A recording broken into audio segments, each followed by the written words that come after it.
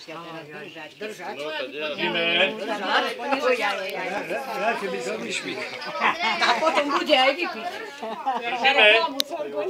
Poprosím, podajte mi ten centimetr stamať skladu, tam tak, kde by mal byť.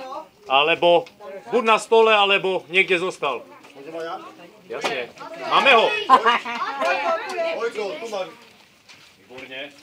Ukážeme, že aj ten handicap nejaký, hej? Že niekto tu má ľahšie. 122 cm. 1,98 m. Len aby si vedel. Hlavne držku ruky. Držíme. Inak dajte pozor na klamanie tvaru, hej? To je taktika. To sa tvári ako, že mu nie je nič, že mu najviac, hej? Ale najskôr klamem tvárou, telom a potom skutočne tá sila rozhodne. Pozrite sa tu, toto je crossfiťak, ktorý mi chodí na crossfit. Reklama. Áno. Keď prišiel ku mne, mal 97 kg. Či koľko si mal? 90, keď si skončil? Tak okolo 90 kg. Gerdy, takže príjmame výzvu. 127, dávame na 70 kg. A ja idem. Dáme. Hrudník necháme, len bruchu na dole. Hrudník prvý klesne.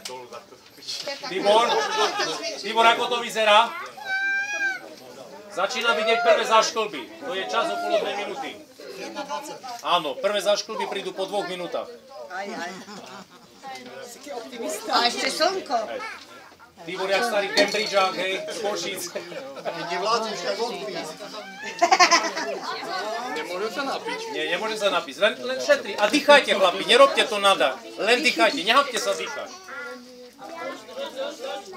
Máte čas! Peťka, čas! Peťka! 1,46, Peťka. Aj ty vypadne. Čas! Dvojka, 1,52. Maličko máš Alzheimera? Poď na.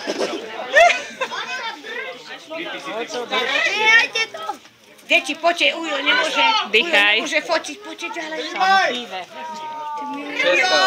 Prestaň. Ale na skríň!